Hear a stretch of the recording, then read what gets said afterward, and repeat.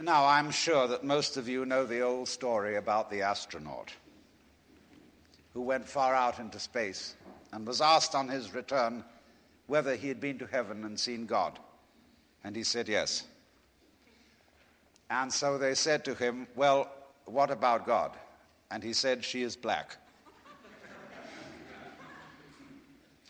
And although this is a very well-known and well-worn story, it is very profound. Because, I tell you, I knew a monk who started out in life as pretty much of an agnostic or an atheist. And then he began to read Henri Bergson, the French philosopher who proclaimed the vital force, the élan vital, and so on. And the more he read into this kind of philosophy, the more he saw that these people were really talking about God. And I've read a great deal of theological reasoning about the existence of God, and they all start out on this line. If you are intelligent and reasonable, you cannot be the product of a mechanical and meaningless universe. Figs do not grow on thistles. Grapes do not grow on thorns. And therefore, you, as an expression of the universe, as an aperture through which the universe is observing itself, cannot be a mere fluke. Because if this world peoples, as a tree brings forth fruit, then the universe itself, the energy which underlies it, what it's all about, the ground of being, as Paul Tillich called it, must be intelligent. Now, when you come to that conclusion, you must be very careful, because you may make an unwarranted jump. Namely, the jump to the conclusion that that intelligence, that marvelous designing power which produces all this, is the biblical God. Be careful. Because that God, contrary to his own commandments, is fashioned in the graven image of a paternal, authoritarian, beneficent tyrant of the ancient Near East.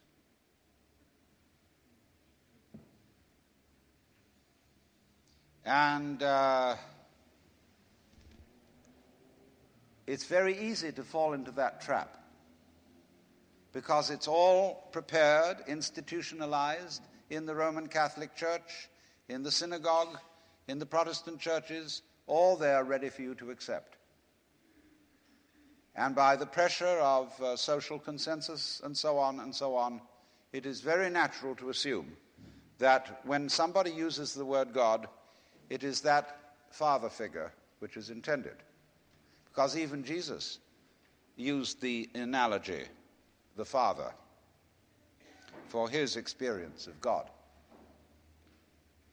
He had to. There was no other one available to him in his culture. But nowadays, we are in rebellion against the image of the authoritarian father. Especially this should happen in the United States, where it happens that we are a republic and not a monarchy. And if you, as a loyal citizen of this country, think that a republic is the best form of government, you can hardly believe that the universe is a monarchy. But to reject the paternalistic image of God as an idol is not necessarily to be an atheist. Although I have advocated something called atheism in the name of God. That is to say, an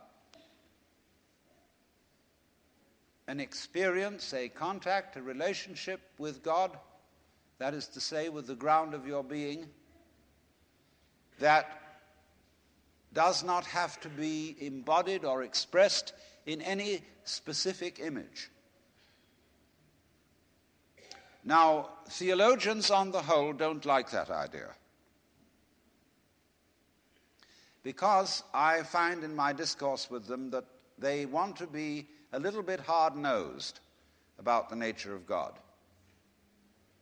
They want to say that God has indeed a very specific nature. Ethical monotheism means that the governing power of this universe has some extremely definite opinions and rules to which our minds and acts must be conformed. And if you don't watch out, you'll go against the fundamental grain of the universe and be punished in some way. Old-fashionedly, you will burn in the fires of hell forever. More modern-fashionedly, you will fail to be an authentic person. It's another way of talking about it. But there is this feeling, you see, that there is authority behind the world, and it's not you. It's something else. Like we say, that's something else that's far out. And therefore, this Jewish, Christian, and indeed Muslim approach makes a lot of people feel rather strange, estranged from the root and ground of being. There are a lot of people who never grow up and are always in awe of an image of grandfather. Now, I'm a grandfather. I have 5 grandchildren, and so I'm no longer in awe of grandfathers. I know I'm just as stupid as my own grandfathers were, and therefore I'm not about to bow down to an image of God with a long white beard. Now, naturally, of course, we intelligent people don't believe in that kind of a God, not really. I mean, we think that God is spirit, that God is very undefinable and infinite and all that kind of thing. But nevertheless, the images of God are have a far more powerful effect upon our emotions than our ideas. And when people read the Bible and sing hymns, Ancient of Days, who sittest throned in glory, immortal, invisible, God only wise, in light inaccessible, hid from our eyes. They still got that fellow up there with a beard on. It's way in the back of the emotions. And so we should think, first of all, in contrary imagery. And the contrary imagery is, she's black. Imagine instead of God the Father, God the Mother. And imagine that this is not a luminous being, blazing with light, but an unfathomable darkness, such as is portrayed in Hindu mythology by Kali, K-A-L-I, the Great Mother, who is represented in the most terrible imagery. Kali has a tongue hanging out long, drooling with blood. She has fanged teeth. She has a scimitar in one hand and a severed head in the other. And she is trampling on the body of her husband, who is Shiva. Shiva represents also, furthermore, the destructive aspect of the deity, wherein all things are dissolved so that they be reborn again. And here is this blood-sucking, terrible mother as the image of the supreme reality behind this universe.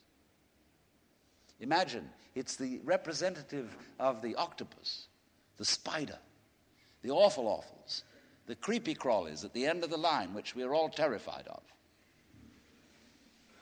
Now that's a very important image, because let us suppose, just for the sake of argument, that all of you sitting here right now are feeling well, fairly all right. I mean, you're not in hospital. You don't have the screaming mimes. You have a sense you probably had dinner and are feeling pretty good. But you know that you feel that you're fairly good because in the background of your minds, very far off in the background of your minds, you've got the sensation of something absolutely ghastly that simply mustn't happen. And so against that, which is not happening, and which doesn't necessarily have to happen, but by comparison with that, you feel pretty all right. And that absolutely ghastly thing that mustn't happen at all is Kali. And therefore, at once, we begin to wonder whether the presence of this Kali is not in a way very beneficent. I mean, how would you know that things were good unless there was something that wasn't good at all? Now I'm not putting this forward as a final position. I'm only putting it forward as a variation, as a way of beginning to look at a problem and getting our minds out of their normal ruts. She's black. Well, she, first of all feminine, represents what is called philosophically the negative principle. Now, of course, people who are women in our culture today and believe in women's lib don't like to be associated with the negative because the negative has acquired very bad connotations. We say accentuate the positive. Well, that's a purely male chauvinistic attitude. How would you know that you were outstanding unless, by contrast, there was something instanding?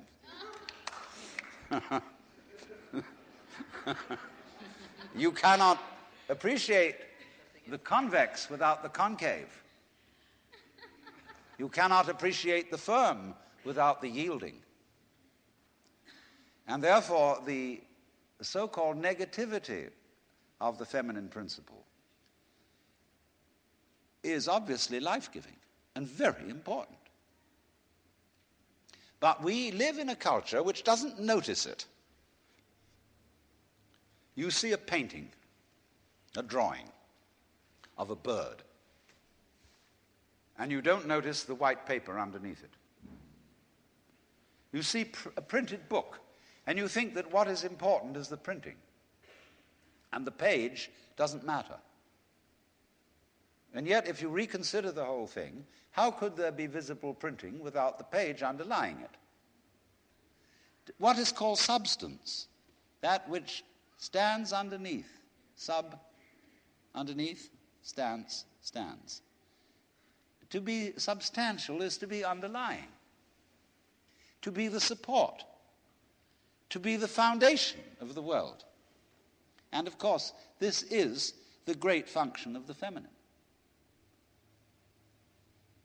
to be the substance.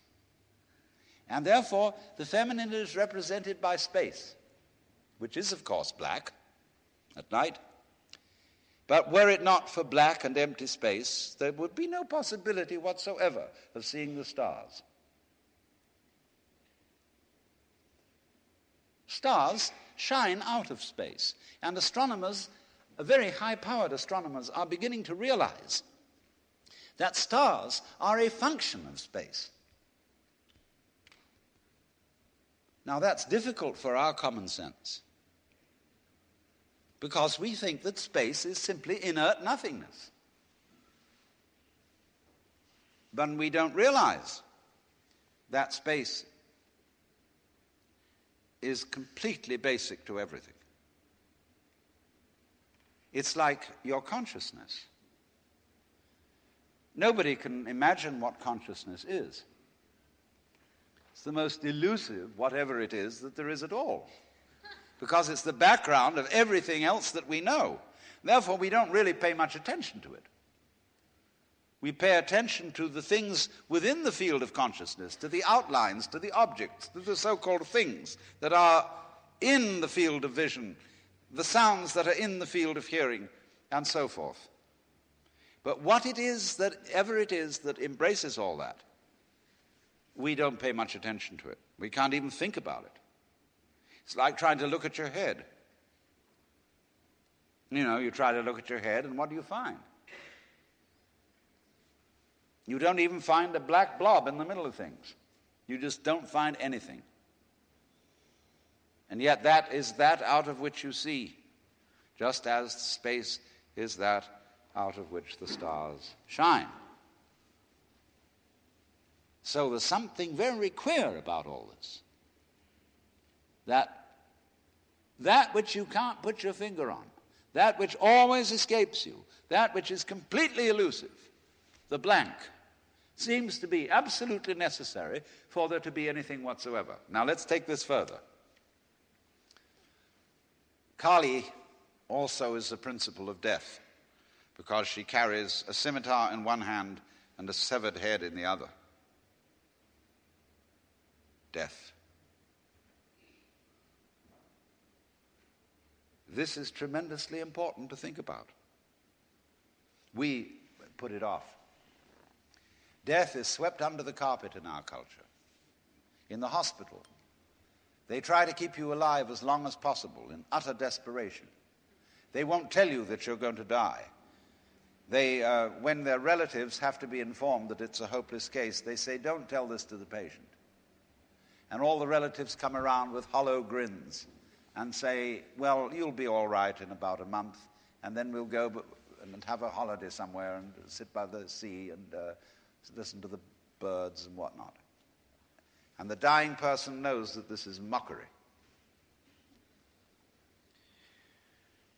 Well, of course, we've made death howl with all kinds of ghouls. We've invented dreadful afterlives. I mean, the Christian version of heaven is as abominable as the Christian version of hell. I mean, nobody wants to be in church forever.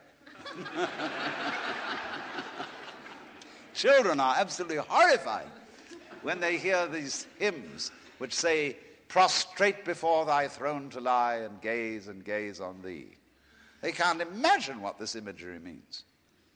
I mean, in a very subtle theological way, I could wangle that statement around to make it extremely profound. I mean, to be prostrate at once and to gaze on the other hand, see, is a coincidentia oppositorum, a coincidence of opposites, which is very, very deep. But to a child, it is a crick in the neck. And that's the sort of imagery we're brought up with. So the idea of what might happen after death, well, you're going to be faced with your judge. The one who knows all about you. This is Big Papa,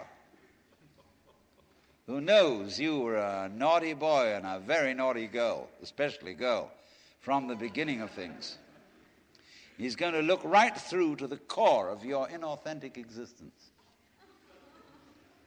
And what kind of heebie-jeebies may come up. Or you may believe in reincarnation. And you think that your next life will be the rewards and the punishments for what you've done in this life. And you know you got away with murder in this life. And the most awful things are going to happen next time around. So you look upon death as a catastrophe.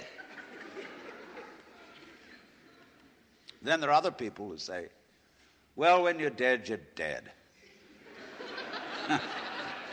Just nothing going to happen at all. So what you got to worry about? Well, we don't quite like that idea, because it spooks us. You know, what's it be like to die? To go to sleep and never, never, never wake up? Well, there are a lot of things it's not going to be like. It's not going to be like being buried alive. It's not going to be like being in the darkness forever. I tell you what, it's going to be like as if you never had existed at all. Not only you, but everything else as well. There was never anything, and there's no one to regret it. And there's no problem. Well, think about that for a while. It's kind of a weird feeling you get when you really think about that. You really imagine it. Just to stop altogether. And you can't even call it stop, because you can't have stop without start. And there wasn't any start. There's just no thing. Well, then when you come to think of it, that's the way it was before you were born. I mean, if you go back in memory, as far as you can go, you'll get to the same place as you go forward in your anticipation of the future as to what it's going to be like to be dead. Then you get these your funny ideas that this blankness is the necessary counterpart of what we call being. Now, we all think we're alive, don't we? I mean, we're really here? That there is something called existence? You know, the existentialists, Dasein, throneless, you know, here we are.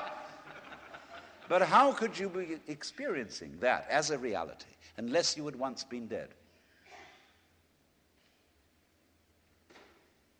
What gives us any ghost of a notion that we're here, except by contrast with the fact that we once weren't? And later on won't we? But this thing is a cycle, like positive and negative poles in electricity. So this then is the value of the symbolism of she is black. She, the womb principle, the receptive, the instanding, the void, and the dark. And so that is to come into the presence of the God who has no image. Behind the Father image, behind the Mother image, behind the image of light inaccessible, and behind the image of profound and abysmal darkness, there's something else which we can't conceive at all.